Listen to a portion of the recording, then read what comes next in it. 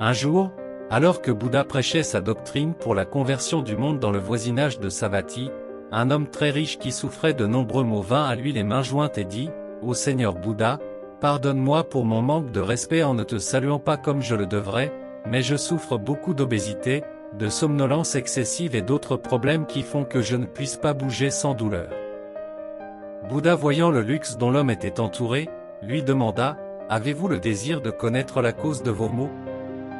Et lorsque l'homme riche a exprimé sa volonté d'apprendre, Bouddha a dit, « Il y a 5 choses qui produisent l'état dont vous vous plaignez, des dîners opulents, l'amour du sommeil, la soif de plaisir, l'insouciance et le manque d'occupation. Faites preuve de maîtrise de vous-même lors de vos repas et assumez certaines tâches qui exerceront vos capacités et vous rendront utiles à vos semblables.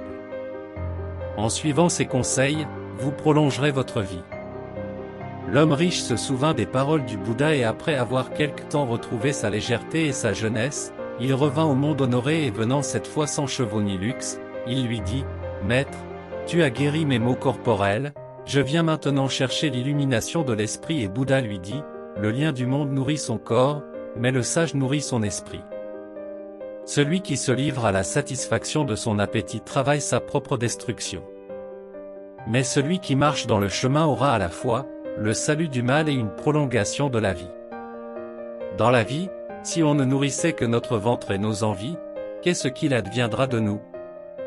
Si vous dormez trop, promenez-vous sans aucune pensée et poursuivez simplement le plaisir. Sans être d'aucune utilité pour votre communauté ou vos semblables, que vas-tu devenir? Si vous n'êtes plus qu'une petite et jeune racine, quel genre d'arbre deviendrez-vous si vous vivez ainsi? Trouvez toujours le yin et le yang, la bonne quantité de sommeil, de nourriture et d'utilité, profitez de la vie, mais aussi ayez un métier et ayez un sens à votre vie.